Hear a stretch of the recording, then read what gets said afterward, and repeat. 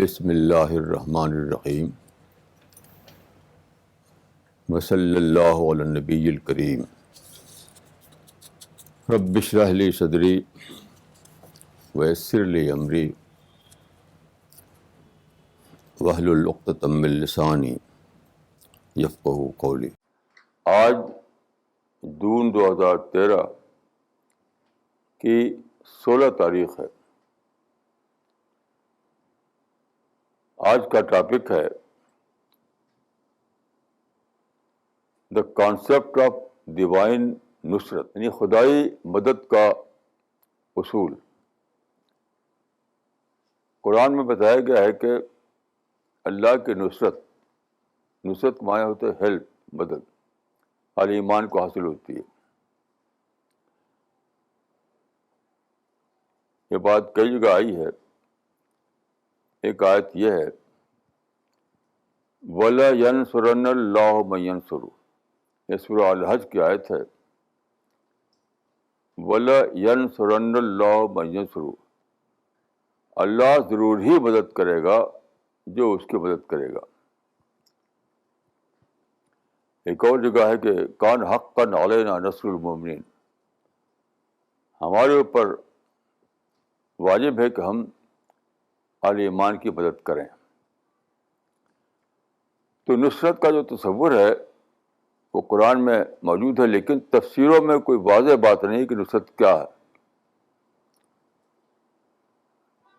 یعنی یہ جو آیت ہے کہ اللہ ضرور مدد کرے گا جو اللہ کی مدد کریں، اس کا مطلب کیا ہے؟ اس کا ایسا واضح مطلب جو آج کے مائنڈ کو ایڈریس کرے وہ تفسیروں میں موجود نہیں ہے۔ مجھے اللہ کے فضل سے روزانہ کچھ نہ کچھ ڈسکوری ہوتی ہے۔ آج بھی ڈسکوری ہوئی۔ ڈسکوری سے آپ کو تبوش نہیں ہونا چاہیے۔ ڈسکوری دراصل معرفت ہی کا دوسرا نام ہے، رزق معرفت۔ قرآن میں دیکھیے حضرت مریم کے بارے میں ہے کہ ان کو رزق آتا تھا، وجد عندہا رزقا۔ لوگ سمجھتے ہیں کہ وہ پھل آتا تھا ان کو، یہ بالکل ہی بیس لیس بات ہے۔ رزق کا مطلب پھل نہیں ہے، رزق کا مطلب ہے کریٹو معرفت، یعنی معرفت کے اعتبار سے نئی نئی باتیں۔ اسی کو میں ڈسکوری کہہ رہا ہوں۔ خود رسول اللہ کے بارے میں ہے کہ ورزق ربک خیر وابقیٰ۔ لوگ سمجھتے ہیں کہ پراسرار طور پر آپ کو کچھ جنت سے کھانا آیا کرتا تھا، یہ بالکل بیس لیس بات ہے۔ یہاں بھی مطلب وہی ہے کہ معرفت کے لائن میں اللہ کی معرفت کا جو پہلو ہے اس میں نئی نئی باتیں، کریٹو باتیں ملتے رہنا۔ دیکھیے یہ ڈسکوری جس کو ہم کہتے ہیں وہ اس کا ایک ہی قانون ہے، سیکولر فیلڈ میں بھی اور ریلیجس فیلڈ میں بھی۔ وہ کیا ہے؟ اگر آپ پریپیئرڈ مائنڈ ہوں، تو جو ایکسپیرئنس ہوگا آپ کو، جو آبزرویشن ہوگا، جو پڑھیں گے آپ، اس سے آپ کا مائنڈ ٹریگر ہو جائے گا۔ جب مائنڈ ٹریگر ہو جائے گا تو کیا ہوگا؟ مائنڈ میں ایک تھنکنگ پروسیس جاری ہوگا۔ وہ تھنکنگ پروسیس پہنچے گا ایک نئی ڈسکوری تک۔ سیکولر فیلڈ کے ایک مثال میں دیتا ہوں آپ کو۔ مائیکل فیراڈے کو مانا جاتا ہے کہ وہ الیکٹریسٹی کا، یعنی فادر آف الیکٹریسٹی کہا جاتا ہے اس کو، کیونکہ اس نے پہلی بار دریافت کیا کہ واٹ از الیکٹریسٹی۔ تو کیسے ہوا؟ وہ بہت پڑھتا تھا سائنس کی کتابیں، تو وہ ایک پریپیئرڈ مائنڈ بن چکا تھا۔ تو ایک دن وہ کچھ ایکسپریمنٹ کر رہا تھا، کرتے کرتے ایک چیز فلیش ہوئی۔ اس سے اس نے سمجھا کہ کیا چیز ہے الیکٹریسٹی۔ تو اس نے فارمولا دیا کہ electricity means flow of electron. تو یہ ایک پریپیئرڈ مائنڈ تھا, ایک اس کو آبزرویشن ہوا, اس سے اس کا مائنڈ ٹریگر ہوا, پھر سوچتے سوچتے وہ اس حقیقت تک پہنچا.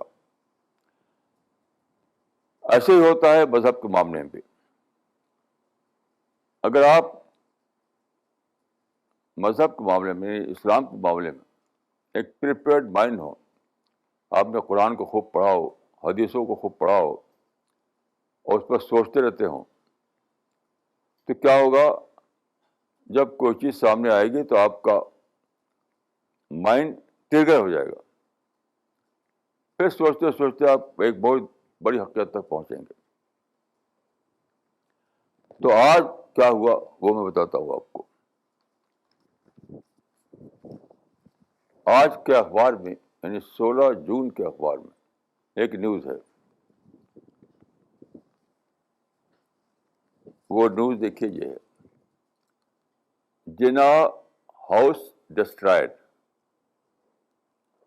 پاکستان میں بلوچستان کے ایریا میں ایک گھر تھا جہاں جناح نے اپنے آخری دن بتائے تھے. وہیں 1948 میں ان کی ڈیتھ ہوئی تھی, ان کو ٹی بی ہو گیا تھا. وہ گھر جو تھا وہ برٹش گورنر نے بنایا تھا وہاں 1892 1892 میں بنایا تھا. وہ بہت ہی ایک بیوٹیفل جگہ تھی, 2 منزلہ گھر تھا وہ. تو برٹش گورنر نے 1892 میں وہ گھر بنایا تھا. وہاں پر آخری زمانے میں جناح صاحب رہتے تھے. وہاں ان کے یادگاریں تھیں, ان کی تصویریں تھیں, ان کا لباس تھا وغیرہ. تو اس کو بم مار کر تباہ کر دیا, بم مار کر اس کو تباہ کیا, مسلمانوں نے, کسی اور نے نہیں. تو اس کی ہیڈنگ ہے کہ جناح ہاؤس ڈسٹرائڈ.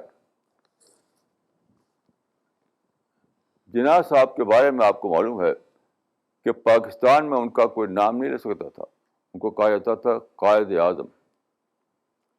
صرف قائد اعظم کہہ سکتے تھے آپ. اگر مسٹر جناح کہہ دے تو آپ کو مارے گے لوگ. اتنا ان کا احترام, اتنا ریسپیکٹ تھا. اور بلکہ سارے انڈیا کے مسلمانوں میں تھا, صرف پاکستان کے ایریا کی بات نہیں ہے. میں آپ کو ایک مثال دیتا ہوں. 1944 میں, یعنی پاکستان کا ریزولوشن پاس ہوا ہے 40 میں, 1940 میں. اس کے بعد دھوم مچی پاکستان کی. پاکستان کا مطلب کیا, لا الہ الا اللہ, ہر طرف. ہمارے اعظم گڑھ بھی میں نے دیکھا ہے اس زمانے میں کہ جھنڈا لے کر نوجوان مسلم ادھر ادھر سڑکوں پر مظاہرے کرتے تھے. لا, پاکستان کا مطلب کیا, لا الہ الا اللہ. ایک دھوم تھی. تو 1944 میں جناح صاحب گئے علی گڑھ مسلم یونیورسٹی, وہاں اسپیچ دی انہوں نے. تو اس زمانے میں کار نہیں ہوا کرتی تھی, ہوائی جہاز بھی نہیں ہوتے تھے. لوگ ٹرین سے سفر کرتے تھے اور گھوڑے گاڑی پر چلتے تھے. تو جناح صاحب آئے ٹرین سے, علی گڑھ جو ریلوے اسٹیشن ہے وہاں اترے. اسٹیشن سے یونیورسٹی کا فاصلہ جو ہے 2 کلومیٹر ہے, 2 کلومیٹر. تو وہ روانہ ہوئے گھوڑے گاڑی سے. تو کیا ہوا, یونیورسٹی کے لڑکے جو ریسیو کرنے کے لیے آئے تھے اسٹیشن پر, انہوں نے گھوڑے کو نکال دیا گاڑی سے اور خود اب کھینچتے ہوئے لے گئے. بہت سے لڑکے اس گاڑی کو کھینچتے ہوئے لے گئے یونیورسٹی میں, اور خوب دھوم مچی, خوب تالیاں بجی ان کی.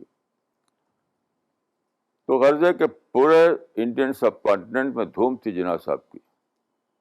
اور آج کیا ہے کہ ان کا جو گھر تھا, جو یادگار تھا, بہت بڑی یادگار تھا ان کا, اس کو بم مار کر تباہ کر دیا. تو یہ جب میں نے خبر سنی تو میرا مائنڈ ٹرگر ہو گیا. ٹرگر ہو گیا، لگا سوچنے کہ یہی تو ہر جگہ ہو رہا ہے، سارے مسلم دنیا میں ہو رہا ہے، کسی نہ کسی شکل میں، کسی نہ کسی شکل میں ہر جگہ یہ ہو رہا ہے. یعنی ہو رہا کہ معنی کیا ہے؟ مسلمانوں نے جو گول بنایا تھا وہ گول کہیں کامیاب نہیں ہو رہا ہے، کہیں کامیاب نہیں ہو رہا. پاکستان بنایا گیا تھا اسلام کے قلعے کے طور پر، یہ کہا جاتا ہے کہ پاکستان اسلام کا قلعہ ہوگا. تو ویئر از دیٹ قلعہ؟ آج پاکستان ایک فیلڈ اسٹیٹ ہے. ابھی وزیر اعظم صاحب جو نئے ہوئے ہیں پاکستان میں، ان کی اسپیچ میں نے خود سنی، اس میں انہوں نے کہا کہ پاکستان مسائل کا جنگل ہے. تو کہاں ہے وہ گول؟ گول کیوں نہیں پورا ہوا؟ یہی ہر جگہ ہو رہا ہے. پیلسٹائن میں 60 سال سے زیادہ ہو گیا، تمام عرب وہاں پر قربانیاں دے رہے ہیں، وہ صرف ڈیفیٹ ہو رہی ہے، صرف پیچھے ہٹ رہے ہیں. تو فلسطین، پاکستان، بوسنیا، چیچنیا، سنکیانگ اور اراکان برما میں، جہاں بھی دیکھیے، کشمیر، ہر جگہ جو ان کے جو گول تھا وہ ہر جگہ پورا نہیں، کہیں نہیں پورا ہوا. اور اس پر 200 سال بیت گئے، کیونکہ یہ شروع ہوا ہے ٹیپو سلطان کی شہادت سے. تو 200 سال بیت گئے. غور کیجیے. اور گول کیا تھا؟ گول سب کا ایک ہی تھا، مسلمانوں کے دور عروج کو واپس لانا. جو مسلمانوں کا ایک دور تھا کہ ان کا امپائر تھا، ان کا ایک پولیٹیکل عروج تھا، ایک دبدبہ تھا، اس دور کو واپس لانا. یہ گول تھا سب کا. تمام لوگ، چاہے وہ علماء ہوں چاہے غیر علماء ہوں، اسی ایک گول کے لیے انہیں تحریکیں چلائیں، قربانیاں دیں، اور پھر گول حاصل نہیں ہوا. تو میں جو ٹرگر ہوا تو سوچتے سوچتے میں بہت بڑی چیز تک پہنچا. وہ کیا؟ یہ سادہ بات نہیں ہے. پھر میں نے قرآن کی باتیں یاد آئیں مجھ کو کہ کون حقا علینا نصر المؤمنین، اللہ پر واجب ہے کہ وہ مسلمان اہل ایمان کی مدد کرے. وَلَا يَنْصُرَنَّ اللَّهُ مَن يَنْصُرُهُ، اللہ ضرور ہی مدد کرے گا جو اللہ کی مدد کرے. تو کہاں ہے وہ نصرت؟ کہاں ہے وہ مدد؟ تو مسلمانوں کا گول پورا نہیں ہوا، ہر جگہ ڈیفیٹ ہو رہی، ہر جگہ وہ ذلیل ہو رہے ہیں، ہر جگہ ان کو شکست ہو رہی. کیوں؟ صاف مطلب اس کا یہ ہے کہ ان کو اللہ کی نصرت نہیں ملی، اللہ کی نصرت نہیں ملی. They feel to receive the divine help. کوئی دوسرا مطلب اس کا نہیں ہو سکتا.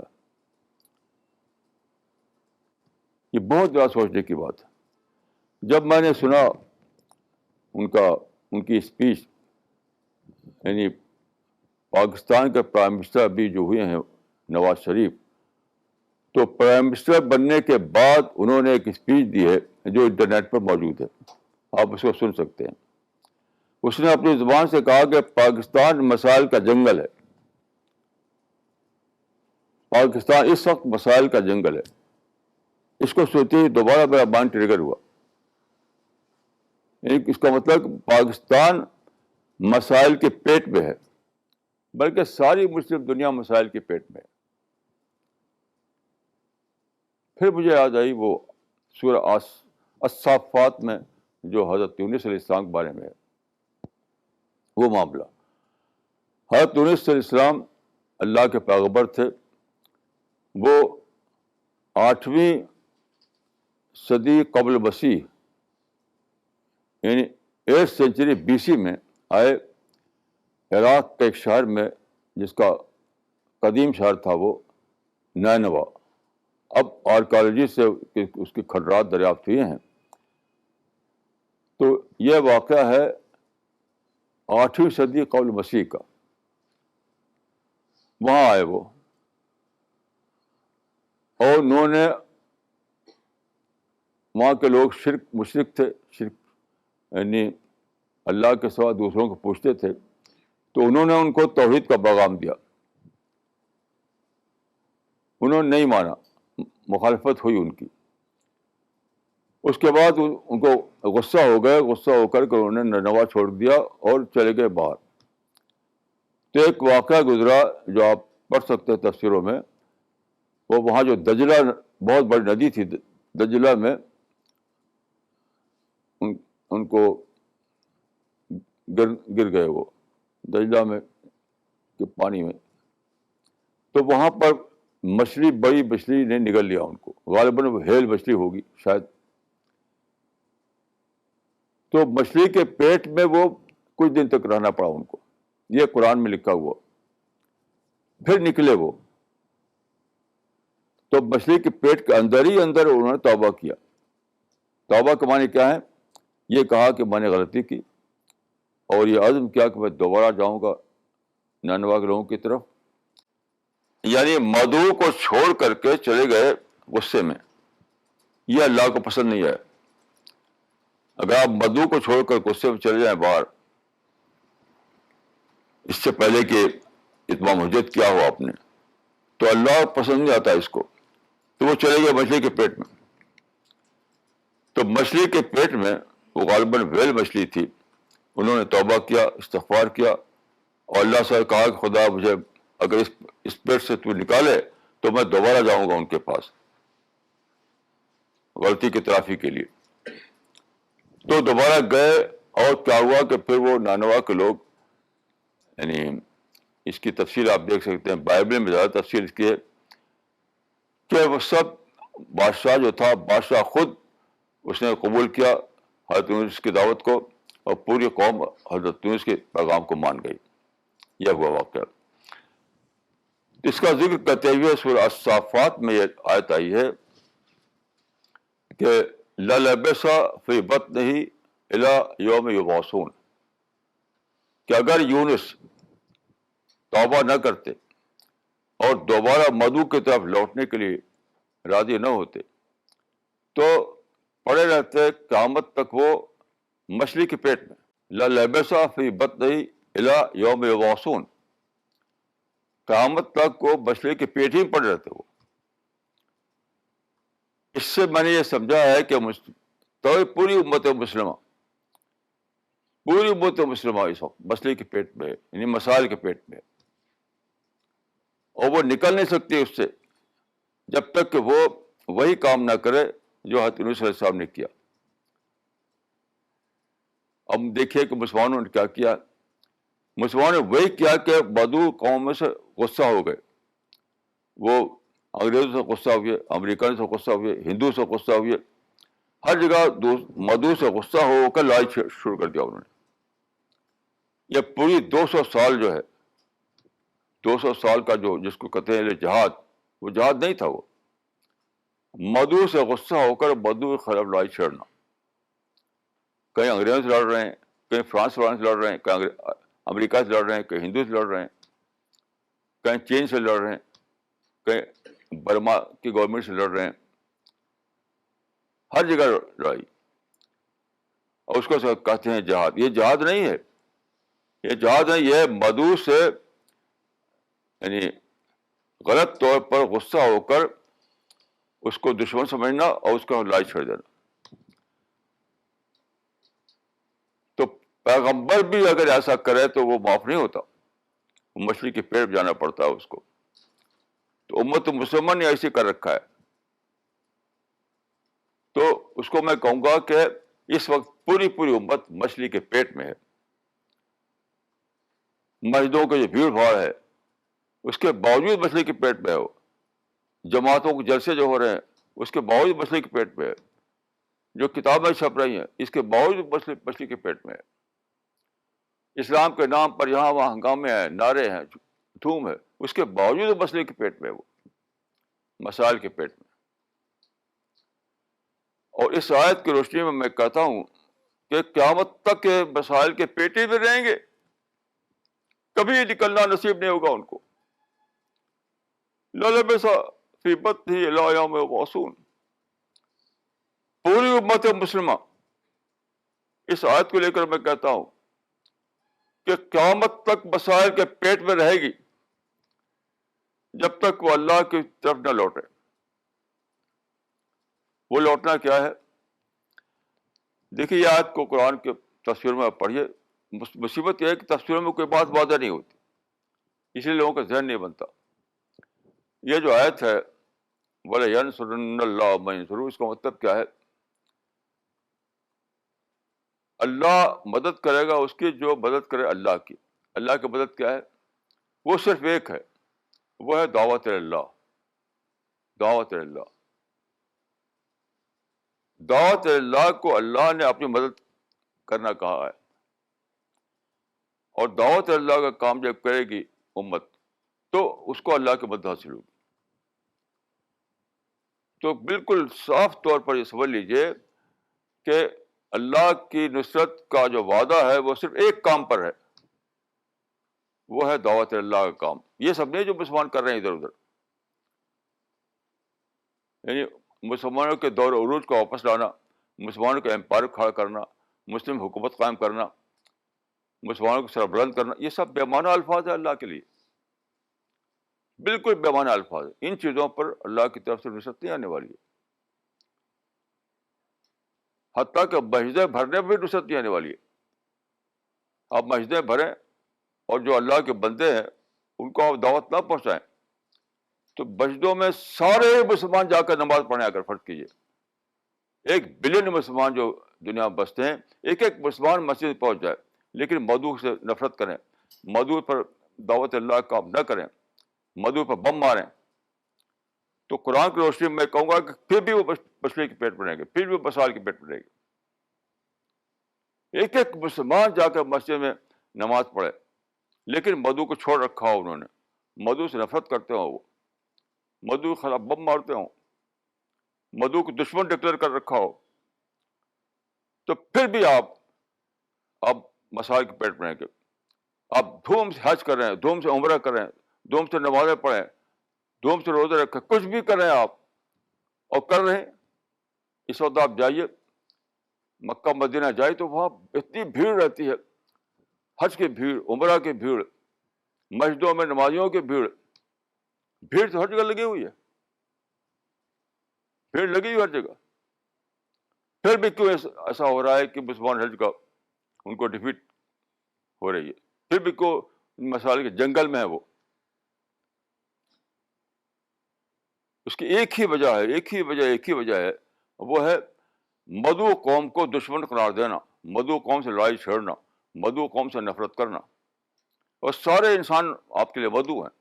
دیکھیے فلسطین میں یہودی آپ کا مدعو ہے، یورپ کے سارے لوگ چاہے فرانسیسی ہوں، چاہے برطانیہ کے لوگ ہوں، چاہے جرمنی کے لوگ، سب آپ کے لیے مدعو ہیں. امریکہ کے لوگ مدعو ہیں آپ کے لیے، برما کے لوگ آپ کے لیے مدعو ہیں، انڈیا کے ہندو آپ کے لیے مدعو ہیں. ہر انسان آپ کو مدعو ہے. ہمارے فقہا نے ایک بہت ہی غلط ایک اصول مقرر کیا، بہت ہی محنت، بہت بھاری غلطی، کہ دنیا کو بانٹ دیا انہوں نے دو، اس میں دارالکفر، دارالاسلام. یہ کہاں سے کیا انہوں نے؟ کون سا رائٹ، کس نے ان کو رائٹ دیا تھا ایسا کرنے کا؟ نہ قرآن میں نہ حدیث میں. جہاں مسلمان ہے وہ دارالاسلام ہے، جہاں نان مسلم ہے وہ دارالکفر ہے. یہ کس نے ان کو رائٹ دیا ایسا ڈکلیئر کرنے کا؟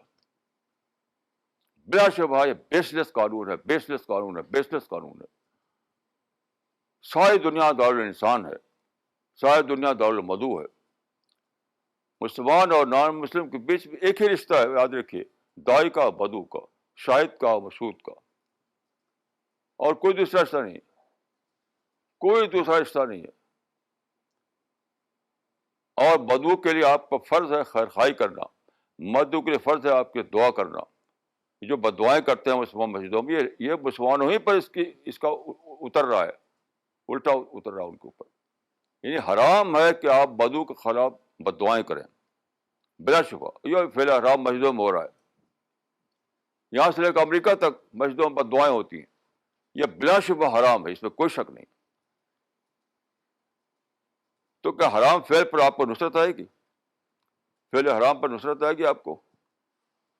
آپ کو مدعو سے محبت کرنا ہے، آپ کو مدعو کا خواہ بننا ہے، آپ کو مدعو کے لیے دعائیں کرنا ہے، دعائیں کرنا ہے۔ آپ کو میں ایک واقعہ بتاؤں کہ کیا صحابہ کا معاملہ تھا۔ دیکھیے، مکہ میں ایک خاتون تھی، وہ بہت دشمن تھی، رسول اللہ کی دشمنی کرتی تھی وہ، جس کو کہا جاتا ہے ہند جگر خار۔ تو وہ دشمن تھے، لیکن فتح مکہ کے بعد اس نے اسلام قبول کر لیا۔ تو اس سے پوچھا گیا کہ تم تو بہت دشمن تھی، کیسے اسلام قبول کر لیا تم نے؟ اس نے کہا کہ میں نے دیکھا کہ یہ لوگوں نے جب مکہ فتح کیا تو عجیب حال تھا ان کا، یعنی حرم میں وہ ہمارے لیے دعائیں کرتے رہے۔ فاتح تو مفتوح کو لوٹتا ہے، فاتح جو ہے مفتوح کو لوٹتا ہے، ان لوگوں نے ہمیں لوٹا نہیں، ہماری ہدایت کے لیے دعائیں کرتے رہے۔ اس چیز نے ہند جگر خار کو متاثر کیا، وہ اس نے اسلام قبول کر لیا۔ تو یہ ہے رسول اللہ کا نمونہ، یہ ہے صحابہ کا نمونہ، یہ ہے قرآن کی تعلیم۔ تو مسلمانوں نے دیکھیے کتنا غلط کام کر رکھا ہے کہ ساری دنیا کے جو نان مسلم ہیں ان کو دشمن ڈکلیئر کر رکھا ہے، ظالم ڈکلیئر کر رکھا ہے، ان کے خلاف بددعائیں، ان کے خلاف بم مارتے ہیں، گن مارتے ہیں، جہاد کے نام پر ان کے خلاف طریقے چلاتے ہیں۔ یہ سب کا سب بلا شبہ بیس لیس ہے، غیر اسلامی فعل ہے۔ تو للبسا فی بطنی الی یوم یبعثون، مسلمانوں کو پلٹنا پڑے گا، مسلمانوں کو لوٹنا پڑے گا، تب وہ جنگل جو، اور نواز شریف صاحب نے یہ تو کہہ دیا کہ مسائل کا جنگل، لیکن یہ نہیں جانا انہوں نے کہ مسائل جنگل سے نکلیں کیسے، اس کی خبر نہیں ان کو، اس کی خبر ان کو نہیں کہ مسائل جنگل سے نکلیں کیسے، یعنی مسائل کے پیٹ سے نکلیں کیسے۔ وہ صرف ایک ہی بات ہے، وہ یہ ہے کہ آپ جن کو دشمن کر رکھا ہے ان کو آپ کہیے کہ وہ مدعو ہیں ہمارے، وہ دوست ہیں ہمارے، ہمارا فرض ہے کہ ان کو ہم دعوت پہنچائیں، اللہ تعالیٰ کی پیغام پہنچائیں سچائی کا۔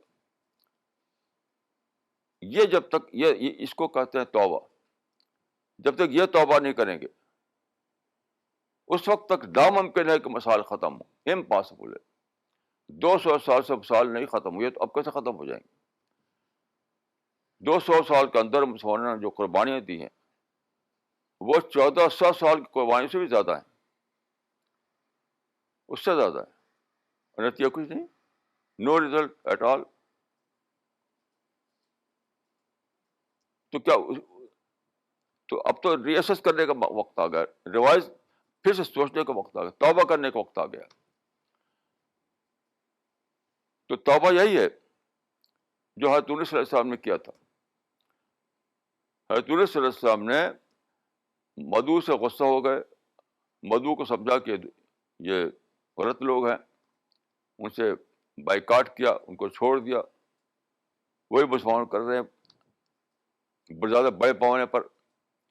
یعنی مسلمانوں نے نہ صرف یہ کیا کہ ان کو دشمن اور ظالم ڈکلیئر کیا، بلکہ ان کے خلاف جہاد کے نام پر لڑائی چھڑ دی، اور لڑائی سے کچھ کام نہیں بنا، سوسائڈ بامبنگ کر رہے ہیں۔ یعنی پہلے تو لڑائی چھڑی، جنگ چھڑی، جنگ سے کام نہیں بنا تو کب کیا کریں، سوسائڈ بامبنگ، اپنے کو مار کر کچھ 10-5 ان کو مار دیتے ہیں۔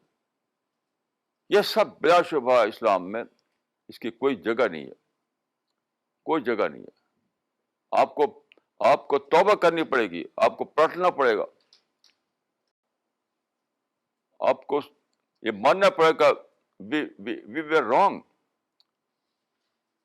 we committed a Himalayan mistake۔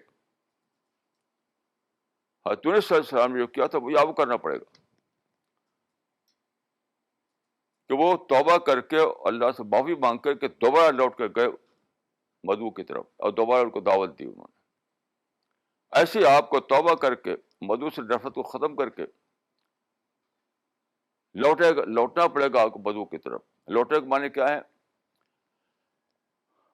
ان سے نفرت کے بجائے محبت کرنا، ان کو دشمن کے بجائے دوست قرار دینا، اور یہ سب ختم کرنا کہ یہ دارالاسلام ہے وہ دارالکفر ہے. کچھ بھی نہیں، یہ سب لاغ باتیں ہیں. سب دارالانسان ہے، جائے سارے لوگ انسان ہیں. آپ آپ دارالاسلام والے ہیں، وہ دارالکفر والے ہیں، یہ بالکل ہی یعنی بالکل ہی ناقابل ان ایکسیپٹیبل ہے. کیونکہ نہ قرآن میں نہ حدیث میں نہ رسول اللہ صلی اللہ علیہ وسلم بولی. کسی کو رائٹ ہے کہ وہ ڈکلیئر کرتے کہ ہم جہاں رہتے ہیں وہ دارالاسلام ہے، جہاں وہ لوگ رہتے ہیں وہ دارالکفر ہے. یہ بالکل یعنی بیس لیس ہے، بیس لیس ہے، بیس لیس ہے.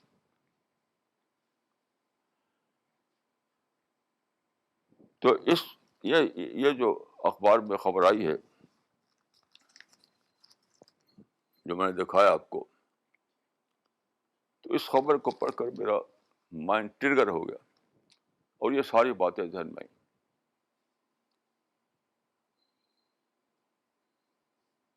تو میں آپ سے عرض کرتا ہوں کہ آپ اسی کو اپنا مشن بنائیں. اسی کو اپنا مشن بنائیں. خود اپنے دل سے کھرچ کر نکال دیجیے. اگر آپ کے دل میں نفرت کا کوئی ذرہ بھی ہے، مدعو کے لیے آپ کے دل میں ایک ذرہ بھی کہیں ہے تو کھرچ کر نکال دیجیے. کوئی بھی ایکسکیوز نہیں. آپ کہیں کہ وہ ظلم کرتے ہیں، وہ ستاتے ہیں، کچھ نہیں.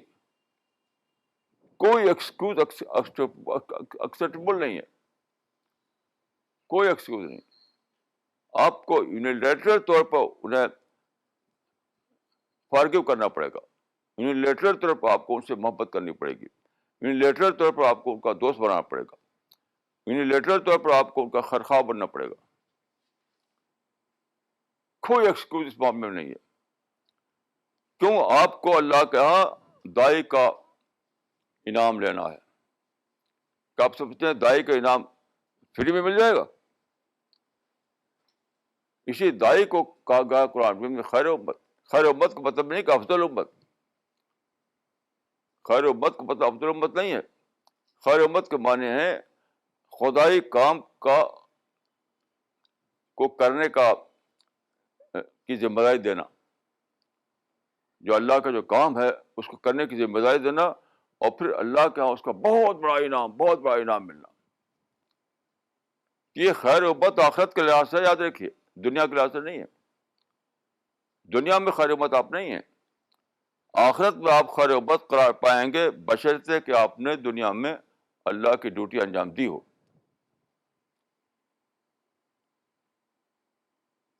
یہ جو خیر امت قرآن مجید میں آیا ہے وہ اسی معنی میں جو دوسری کا امت وسط.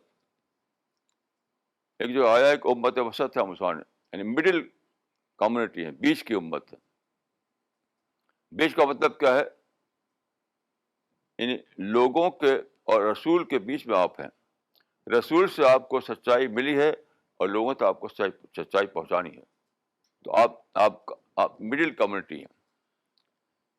وہی خیر امت کا مطلب بھی ہے. تو امت کا خیر ہونا یہ آخرت کے لحاظ سے ہے، دنیا کے لحاظ سے نہیں ہے، یاد رکھیے. امت کا خیر امت ہونا آخرت کے لحاظ سے یعنی باعتبار انعام ہے. اگر امت اپنی ڈیوٹی انجام دے، دعوت کی ڈیوٹی، جیسے حدیث میں آتا ہے کہ انتم شہداء اللہ فی الارض، المسلمون شہداء اللہ فی الارض، کہ مسلمانوں کا کام کیا ہے؟ اللہ کے دین کی گواہی دینا. وہی جس کو دعوت اللہ کا لفظ استعمال کیا جاتا ہے، یہ کام ہے. اسی کے لیے مسلمان امت وسط ہے. اور اسی کام کے کرنے پر اللہ مسلمانوں کو اللہ کے ہاں خیر کا درجہ ملے گا، اللہ کے ہاں، دنیا میں نہیں. تو خیر امت ہونا باعتبار آخرت ہے، باعتبار دنیا نہیں ہے.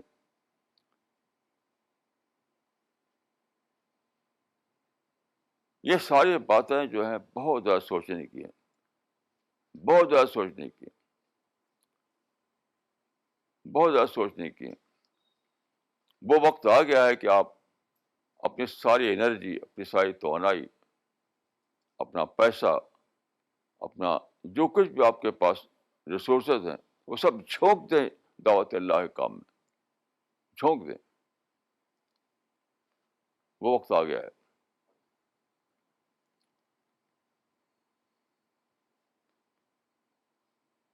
اور جہاں تک یعنی جو اشراط الساعہ کی بات ہے، یعنی علامات قیامت کی بات ہے، وہ روزانہ اتنا زیادہ سامنے باتیں آ رہی ہیں کہ اس میں کوئی شک نہیں رہ گیا ہے کہ قیامت قریب ہے.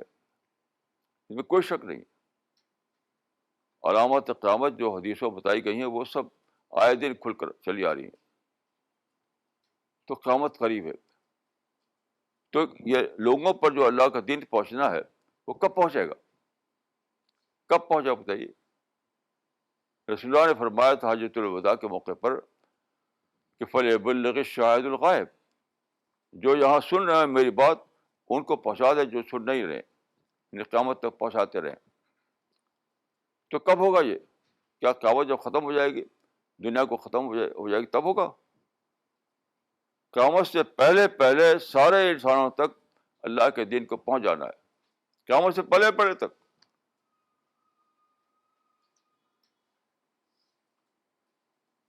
سب کچھ دنیا سے مٹ جائے، پانی بھی نہ رہے، تب بھی قیامت نہیں آئے گی. آپ پیاسے مرے، آپ بھوکے مرے، آپ تب بھی قیامت نہیں آئے گی اس وقت جب تک کہ لوگ تب بات پہنچ نہ گئی ہو. ابھی دیکھیے جو خبریں آ رہی ہیں کہ لوگ کہنے لگے ہیں کہ تیسری عالمی جنگ پانی کے لیے ہوگی. پانی کا اتنا بڑا پرابلم پیدا ہو جائے گا. تو اگر اتنا بڑا پرابلم پانی کا ہو جائے کہ اس کے لیے جنگیں کریں قومیں، تب بھی قیامت نہیں آئے گی اس وقت تک جب تک کہ سب لوگوں تک بات پہنچ نہ جائے. تو یہ کون کرے گا؟ وہی لوگ کریں گے جو اپنے کو اہل ایمان بتاتے ہیں، اپنے کو مومن مسلم بتاتے ہیں، انہیں کو کرنا ہے.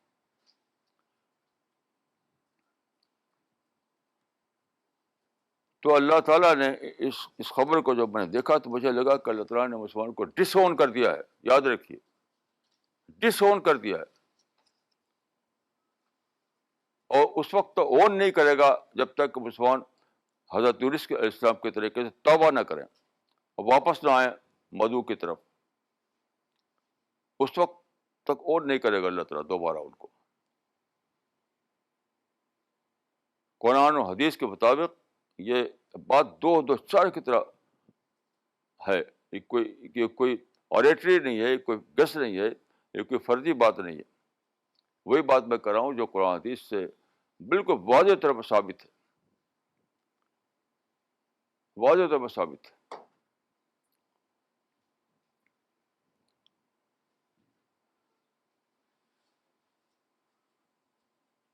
اللہ کے فضل سے ہمارے ساتھی جو ہیں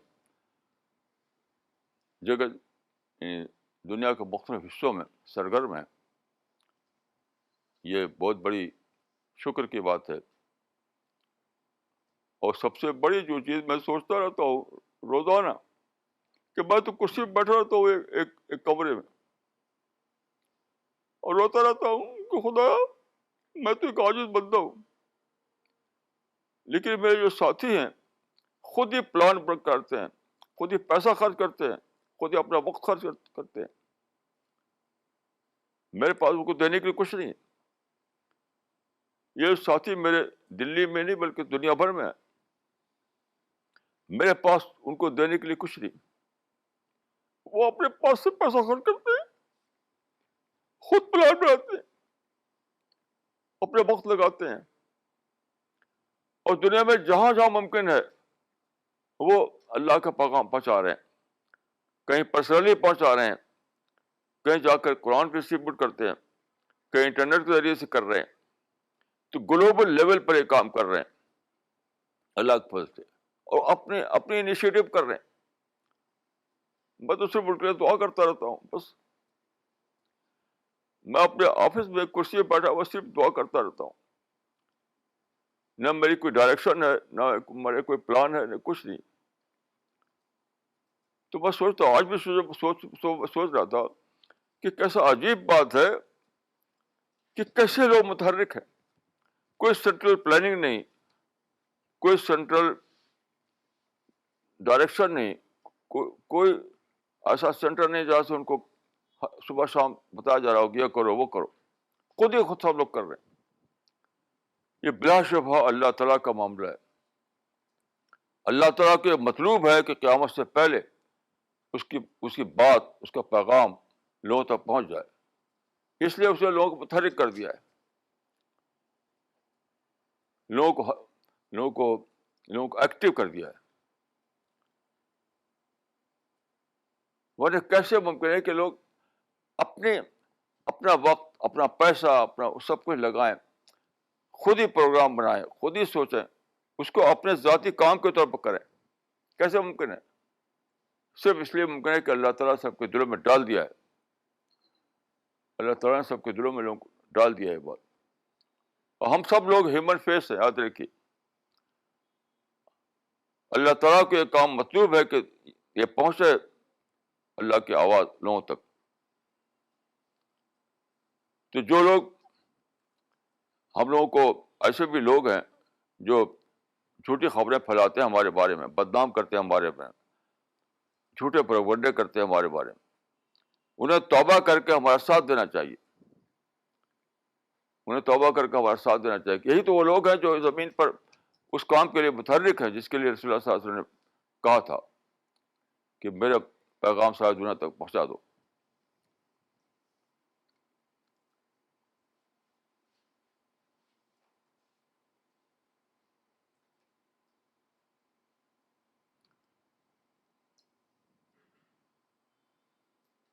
تو بہرحال یہ بہت زیادہ، یعنی یہ باتیں، یہ کوئی خطابت نہیں ہے، یہ کوئی آریٹری نہیں ہے، یہ کوئی تقریر نہیں ہے،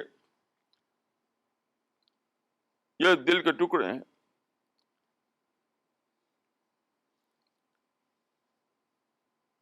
یہ کوئی تقریر نہ سمجھیے اس کو کوئی خطابت مت سمجھیے. ایک احساس ہے کہ اللہ کے بندوں تک اللہ کا پیغام کیسے پہنچے. وہ احساس نکلتا ہے میری زبان سے. کبھی لکھتا ہوں، کبھی بولتا ہوں، کبھی دعا کرتا ہوں. اب میں آخر میں آپ کو ایک کل کا تجربہ عرض کرنا چاہتا ہوں. کل شام کو ایک پروگرام تھا.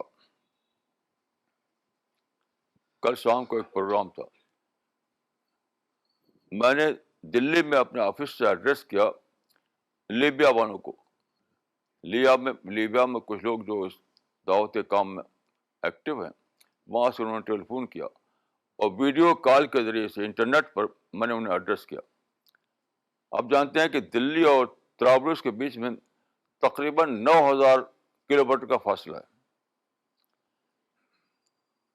9,000 کلو میٹر. اس سے پہلے میں نے ایڈریس کیا کئی بار امریکہ میں، وہ تو 18,000 کلو میٹر کا فاصلہ ہے.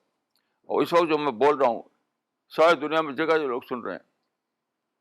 اس کو لے کر میں نے سوچا کہ جن لوگوں نے چھوٹے چھوٹے پاکٹ بنائے، کسی نے اس ملک میں، کسی اس ملک میں، تو وہ کیا ہے، وہ چھوٹے چھوٹے ملک بنا. اور یہاں تو یہ کہ اللہ تعالیٰ نے موقع دیا کہ آپ ایک دعوی امپائر کام کر سکیں. جو ہم کام کر رہے ہیں دنیا بھر میں پہنچ رہا ہے پیغام. کوئی اس کے لیے رکاوٹ نہیں. اس کے لیے کسی پولیٹیکل پاور کی ضرورت نہیں، کسی آرمی کی ضرورت نہیں، کسی فوج کی ضرورت نہیں، اور ساری دنیا میں پہنچ رہا ہے. تو اللہ تعالیٰ دکھا رہے ہیں کہ تم پڑے ہوئے ابھی تک اپنی حکومت قائم کرنے کے لیے، ابھی تک تم کو اپنی سلطنت یاد آتی ہے. اور یہاں کھول دیا اللہ تعالیٰ نے، ایک سمندر کھول دیا ہے دعوت کا.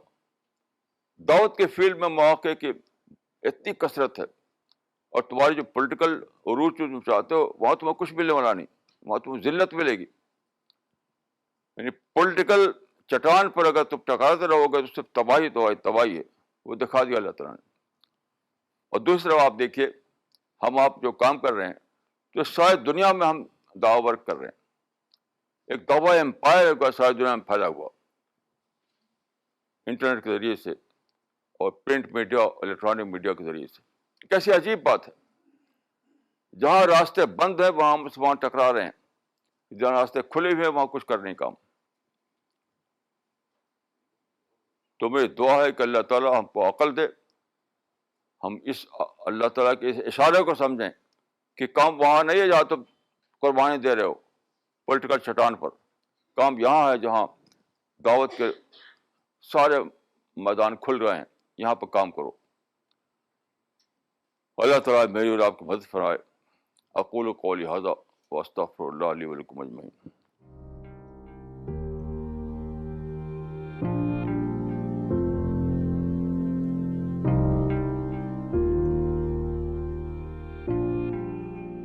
مولانا یہ سوال ابھی آیا ہے لاہور پاکستان سے محمد سجاد نواز صاحب کا. انہوں نے لکھا ہے، مولانا صاحب، I am from Lahore Pakistan. I fully agree and appreciate your mission of Dawa activism with peace. I agree with your point of view on Kashmir issue that its political decision has been settled in 1948. Can we take the creation of Pakistan in the same way that it was decided practically on August 14, 1947? Now our task is to explore opportunities for Dawa work and utilize them in a positive way. We are a small team in Pakistan and are committed to work with Quran and your literature. Sometimes your views about Pakistan cause a big hurdle for us in doing Dawa work in Pakistan. بہت صحیح آپ نے کہا. میں دعا کرتا ہوں کہ اللہ تعالیٰ آپ کو ہمت دے. اور دیکھیے، دعوت کے راستے میں اگر ہرڈل آتے ہیں تو آپ کے ریوارڈ کو بڑھاتے ہیں وہ. اگر بالکل سب کچھ اسموتھ ہو اور آپ بہت ایئر کنڈیشن کمرے میں اور ایئر کنڈیشن کار میں بیٹھ کر سفر کر رہے ہیں، ہر طرف تالیاں بج رہی ہیں آپ کے لیے، تو کوئی آپ کو انعام نہیں ملے گا. جو ہرڈل ہیں، جو رکاوٹیں ہیں، وہ تو بوسٹر ہیں آپ کے لیے، بوسٹر. تو آپ یہی کام کرتے رہیے اور کسی کی پرواہ مت کیجیے. صرف کل جو میں نے تقریر کی تھی، مجھ سے پوچھا گیا تو میں نے کہا کہ دعوت کا مشن جو ہے صرف 2 فارمولے سے چلتا ہے: دعا اور دعوت، دعا اور دعوت. تو آپ دعوت دیجیے اور دعا کیجیے، دعوت دیجیے اور دعا کیجیے. اور اللہ کا وعدہ ہے کہ جو دعوت کا کام کرے گا اس کی مدد ضرور کرے گا اللہ تعالیٰ. کوئی آپ کو کچھ بگاڑ نہیں سکتا ہے، بشرطیکہ کہ آپ پیسفل رہیں، لوگوں کے خیرخواہ رہیں، ری ایکشن کا طریقہ اختیار نہ کریں، نیگیٹو تھاٹ کا شکار نہ ہوں. تو ضرور ہے کہ اللہ کے فرشتے آپ کے پاس آئیں گے، آپ کی مدد حاصل ہوگی. اپنی طرف سے لوگوں کو ہرگز موقع مت دیجیے. اگر آپ غصہ ہو جائیں، آپ ریئیکٹ کریں، آپ نیگیٹو تھنکنگ آپ کے اندر آ جائے، آپ تشدد کریں، تو آپ لوگوں کو موقع دے دیں گے. اگر آپ ایسا نہ کریں تو بلا شبہ اللہ کی مدد آئے گی، فرشتے آئیں گے اور ہر موقع پر آپ کو کامیابی حاصل ہوگی. پیورلی دعوی ورک، بغیر کسی تشدد کے، بغیر کسی نفرت کے، بغیر کسی یعنی کسی کی خراب بددعا نہیں کرنا ہے، صرف دعا ہی کرنا ہے، صرف دعا کرنا ہے. یہی کرتے رہیے. مولانا اگلا سوال کیا ہے ڈاکٹر افسان تبسم نے. انہوں نے لکھا ہے، Right from the age of 20, I have been striving to attain the state of peace. But even after 10 years, I have found myself at the same stage from where I had started. Maulana Sahab, please guide me as to how I can achieve nafs-e mutmainah.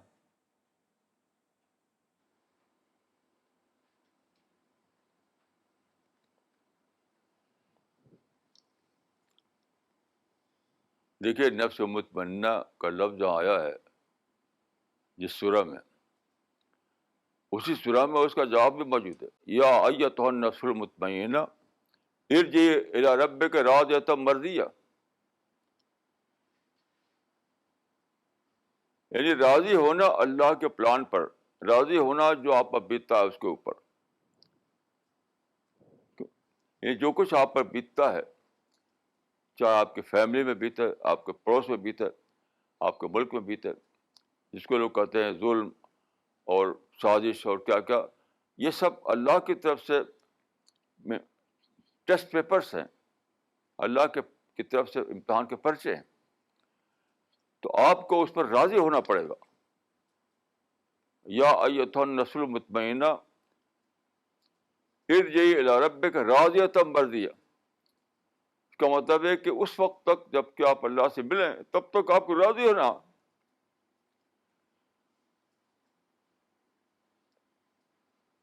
یہ جو ہماری زندگی ہے,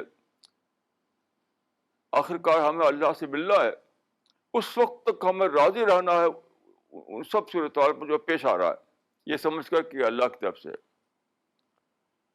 تب جنت ملے گی. فادخلی فی عبادی وادخلی جنتی اس کے بعد ہے. تو النفس المطمئنہ کا راز صرف ایک ہے, وہ یہ ہے کہ جو کچھ پیش آئے اس کو اللہ کی طرف سے سمجھنا, انسان کی طرف سے نہیں. جب آپ کہتے ہیں ظلم ہے, سازش ہے, تو آپ نے اس کو انسان کے کھانے میں ڈالا, اور جب آپ کہتے ہیں کہ ٹیسٹ پیپرس ہے تو آپ نے اس کو اللہ کے کھانے میں ڈالا.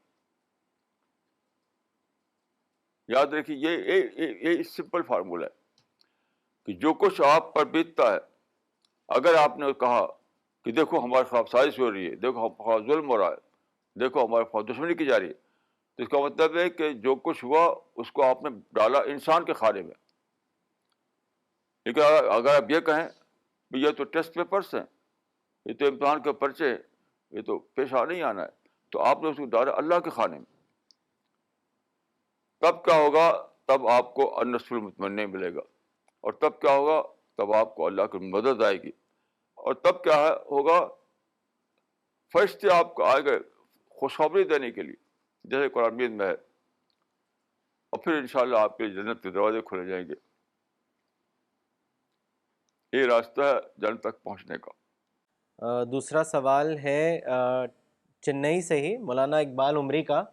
انہوں نے لکھا ہے, اسلامی غیرت اور قومی حمیت اس قسم کے الفاظ دعوتی ذہن کو کتنا کل کرتے ہیں, وضاحت فرمائیں. میں دیکھ اسلامی غیرت کا لفظ بھی غلط ہے اور قومی غیرت کا لفظ بھی غلط ہے. یہ بالکل قرآن و حدیث میں الفاظ میں موجود نہیں ہے. یہ آدمی اپنی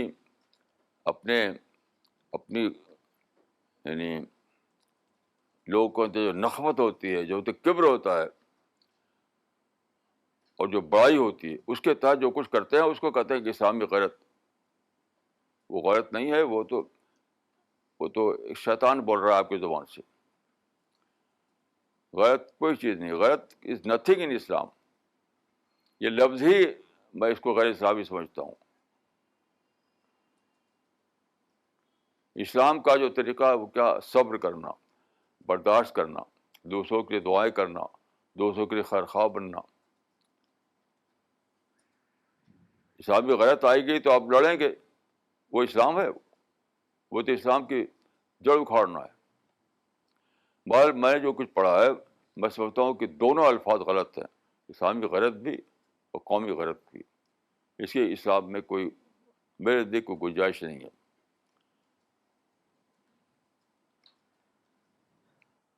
مولانا اگلا سوال رائچور سے ہے, ظہیر الدین صاحب کا. انہوں نے آپ سے پوچھا ہے کہ what should be the essential qualities of a dai, اس کے بارے میں بتائیں. دیکھیے قرآن میں 2 چیز بتائی گئی ہے. وہ کیا ہے؟ انی لکم ناصح امین. انی لکم ناصح امین. اس کا مطلب کیا ہے؟ مدعو کے لیے یک طرفہ خیر خواہی, مدعو کے لیے یک طرفہ خیر خواہی, اور دعوت اسی چیز کے دینا جو اللہ کی طرف سے آیا, اپنے تو شامل نہ کرنا کچھ. مثلا آپ ڈیبیٹ کریں, آپ قومی شہادت کی باتیں کریں, ظلم کی شکایت کریں, تو یہ سب آپ نے اور چیز شامل کر لی, دوسری چیز شامل کر لی. تو 2 ہی شرط ہے, مدعو کے لیے یک طرفہ طور پر, یونیلیٹرل طور پر آپ خیر خواہ بنے رہیں, ویل وشر بنے رہیں, اور دوسری شرط یہ ہے کہ آپ وہی کریں دعوت اسی چیز کے تھے جو قرآن میں بتایا گیا ہے. لوگ کیا کرتے ہیں, نام لیتے ہیں دعوت کا اور باتیں کرتے ہیں کیا, فخر کی, قومی سیاست کی, یہ سب باتیں کرتے ہیں. وہ بلا شبہ اسلام میں جائز نہیں ہے. تو یہ دو چیزیں اپنے اندر پیدا کیجیے جو اس آیت میں ملتی ہے, ناصح ہونا اور امین ہونا.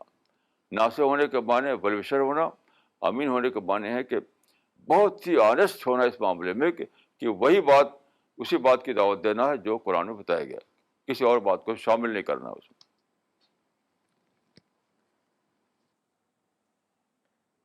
مولانا اگلا سوال ہے سہیل احمد صاحب کا. انہوں نے لوکیشن نہیں لکھی ہے. ان کا سوال ہے, I wanted to ask this question for a long time, which is that Allah speaks all languages in the world.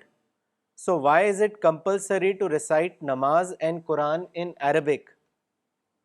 The reason for asking this question is that many people in my locality just recite namaz and Quran for the sake of just recitation and without knowing what they are reading or reciting. Why can't a person pray in whatever language he or she understands it, which can help in removing misconceptions in Islam? دیکھیے, آپ اس سوال میں اس لیے پھنسے ہوئے ہیں کہ آپ نماز کو فارم سمجھتے ہیں. نماز کو فارم سمجھتے ہیں, اس لیے پھنسے ہوئے ہیں. یاد رکھیے, عربی میں نماز پڑھنا بھی نماز نہیں ہے. سارے منافقین عربی میں نماز پڑھتے تھے, ان کی نماز اللہ نے قبول نہیں کی. یہ مت سمجھیے کہ عربی میں پڑھ لیا تو نماز ہو گئی. نہ عربی نماز ہے نہ فارسی میں نماز ہے. نماز جو ہے قد افلح المؤمنون الذین هم فی صلاتہم خاشعون, خشوع کی زبان میں جو نماز پڑھے وہ اس کی نماز ہے. آپ سمجھتے ہیں کہ بس عربی الفاظ جو ہیں خوب قرأت سے پڑھ دیا تو نماز ہو گئی. میں آپ کو ایک واقعہ بتاتا ہوں. مسجد نبی میں رسول اللہ تھے, ایک شخص وہاں آیا, نماز پڑھی, ادھر عربی میں نماز پڑھی تھی اس نے, کیونکہ وہ تو عرب تھا. آپ کے پاس آیا تو آپ نے کہا کہ ارجع فصلی فإنک لم تصلی, جاؤ پھر سے نماز پڑھو کیونکہ تم نے نماز نہیں پڑھی. تو نماز نہ عربی میں نہ فارسی میں نہ انگریزی میں نہ ہندی میں, نماز ہے خشوع کی زبان میں. خشوع کی زبان نہیں تو نماز ہی نہیں ہے. یہ قرآن حدیث ثابت ہے. قرآن میں دیکھیے آیت ہے فویل للمصلین, خرابی ہے نمازیوں کے لیے. یہ کون نمازی؟ عرب نمازی جو عربی پڑھتے تھے نماز. یہ بالکل بے بنیاد قسم سوالات ہیں. یہ ہے شفٹ آف ایمفیسس. آپ سوچتے نہیں کہ اصل چیز خشوع ہے, تو یہ سب سوالات دماغ میں آتے ہیں. اگر آپ اصل یہ سوچیں تو کچھ یہ سوال آئے کہ نہیں. یہ سب شفٹ آف ایمفیسس کی ضرورت سے, شفٹ آف ایمفیسس کے بنا پر یہ سب سوالات آتے ہیں آپ کے دماغ میں. مولانا اگلا سوال لینے سے پہلے ایک کامنٹ پڑھنا چاہیں گے جو عبد الباسط عمری نے بھیجا ہے دوحہ قطر سے. انہوں نے لکھا ہے, مولانا آج کی تقریر سے میرے اندر دوبارہ نیا عزم پیدا ہوا, بہت زیادہ حوصلہ ملا. آپ کی تقریر سننے سے پہلے میرے ذہن میں پریشانی تھی. جب آپ کی تقریر سنی تو مجھے میرا پیدا کرنے کا مقصد سمجھ میں آ گیا اور میرے دماغ سے سارا بوجھ اتر گیا. اللہ آپ کو لمبی عمر دے تاکہ ہم سب آپ سے زیادہ استفادہ کر سکیں. مولانا اگلا سوال آیا ہے جلال آباد اتر پردیش سے فرحان خان صاحب کا. انہوں نے لکھا ہے, مولانا نفس کتنی طرح کا ہوتا ہے؟ کیا ضمیر بھی ایک طرح کا نفس ہوتا ہے؟ اس کے بارے میں بتائیں.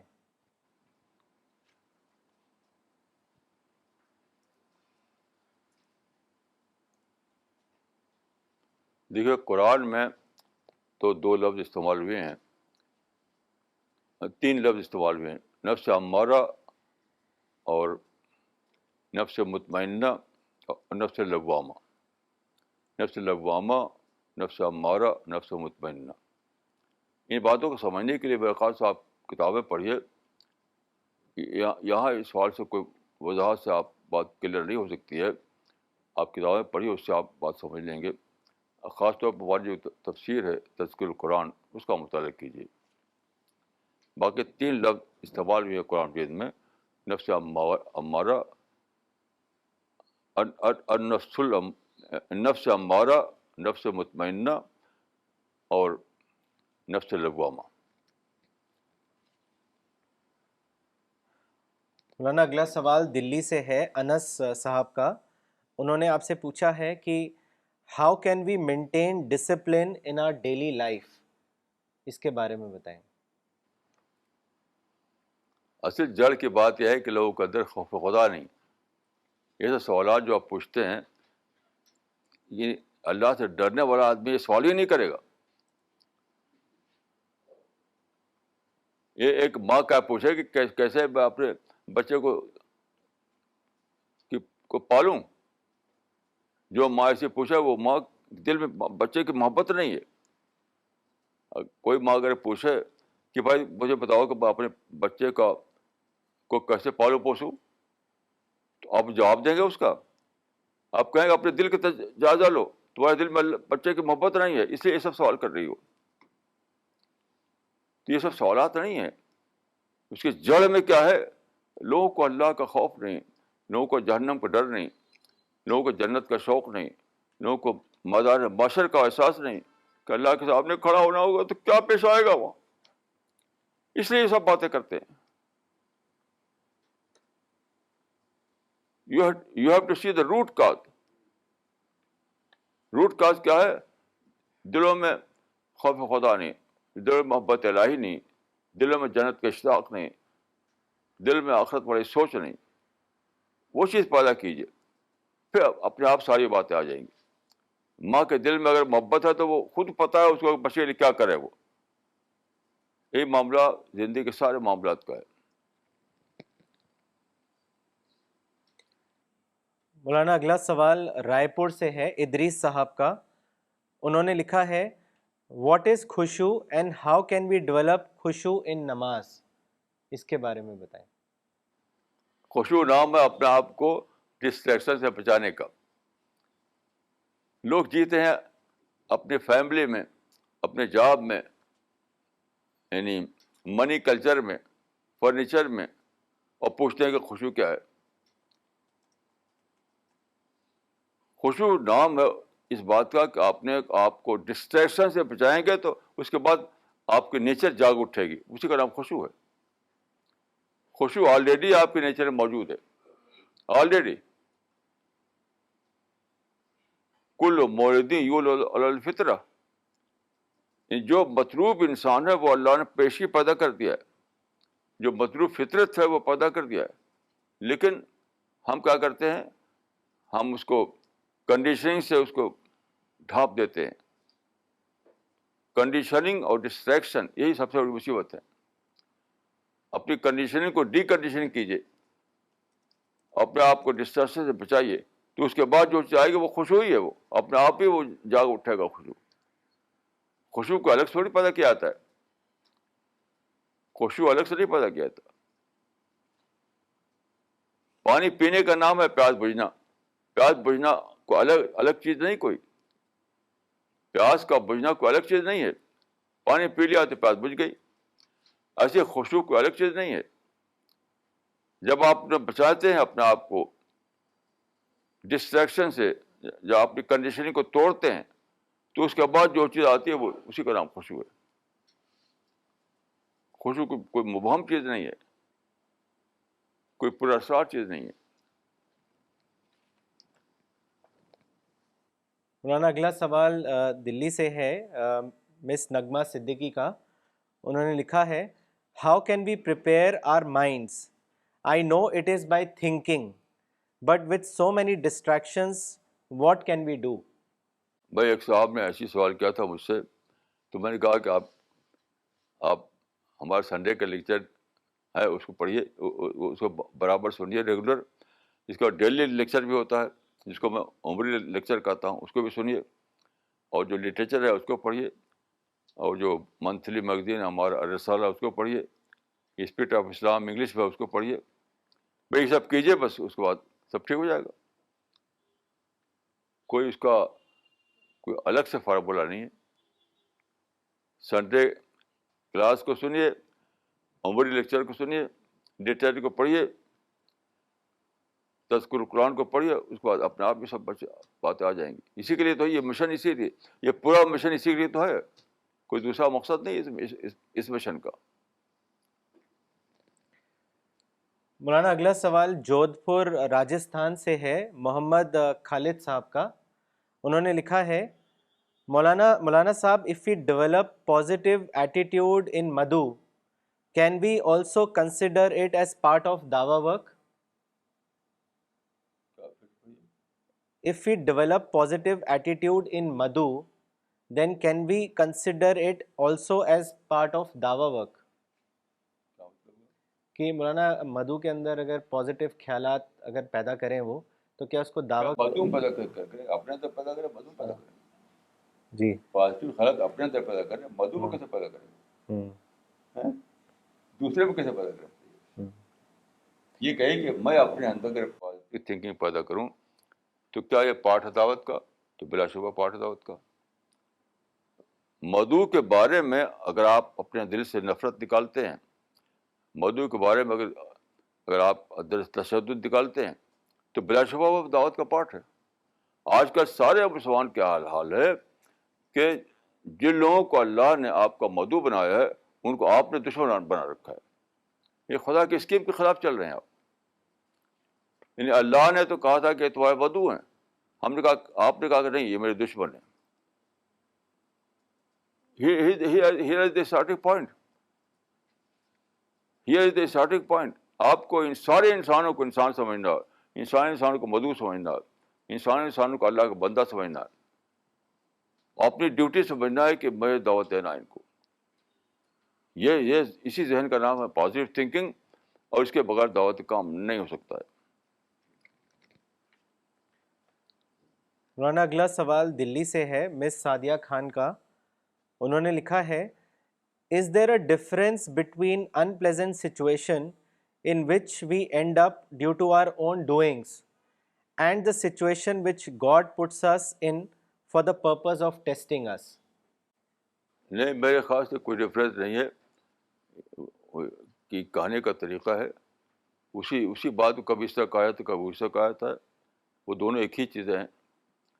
بظاہر ہمارے کسی عمل سے پیدا ہو تب بھی وہی ہے, اور کسی ان نون ریزن سے پیدا ہو تب بھی وہی ہے. وہ دونوں ایک ہی چیز ہے. ہر حال میں اس کو ہم یہی کہیں گے کہ وہ ٹیسٹ پیپر ہے. دونوں حالتوں میں وہ ہمارے کہنے کے لحاظ دو ہے, حقیقت میں وہ ایک ہوتی ہے. مولانا اگلا سوال رائچور سے ہے, ظہیر الدین صاحب کا. انہوں نے لکھا ہے, پچھلے سنڈے جو ٹاپک تھا وہ جنت پر تھا. مولانا صاحب, میرا سوال جنت کو لے کر یہ ہے کہ یہ کہا جاتا ہے کہ جنت میں آدمی کے لیے حور ہے, تو میرا سوال یہ ہے عورت کے لیے کیا ہے؟ دیکھیے, یہ سوال کا جواب بار بار دیا جا چکا ہے. قرآن میں جو لفظ استعمال کیا گیا, دیکھیے بہت ہی بامعنی لفظ ہے. ازواج کا لفظ استعمال کیا ہے قرآن میں. ازواج کہتے ہیں اسپاؤس کو. ازواج مطہرہ, بہترین ازواج ہوں گے. یہ بہت ہی بامعنی لفظ قرآن میں دیکھ کہ جنت میں لوگوں کے لیے بہترین ازواج ہوں گے, بہترین اسپاؤزز ہوں گے. تو اسپاؤس کا لفظ جو ہے عورت کے لیے بھی ہے, مرد کے لیے بھی. یہ سوال جو ہے بالکل میرے نزدیک irrelevant سوال ہے. اور اس لیے سوال ہے کہ لوگ ازواج کو لے لیتے ہیں اس معنی میں, غلط معنی میں. ازواج جو اسپاؤس کے معنی میں ہے, اسپاؤس جو ہے دونوں کے لیے بولا جاتا ہے, یعنی عورت کے لیے بھی مرد کے لیے بھی. یعنی مرد کے لیے بہترین عورت اور عورت کے لیے بہترین مرد. لہم فیہا ازواج مطہرہ, اہل جنت کے لیے جنت میں ازواج مطہرہ ہوں گے. لہم فیہا ازواج مطہرہ, پاکیزہ ازواج, یعنی مرد کے لیے پاکیزہ عورت, عورت کے لیے پاکیزہ مرد. تو دونوں کو بالکل یکساں درجہ دیا گیا, بالکل یکساں. ایکول اسٹیٹس، دونوں میں کوئی فرق نہیں. مولانا یہ کامنٹ ہے جو ابھی ابھی آیا ہے لنڈن سے ذوال کرنین صاحب کا.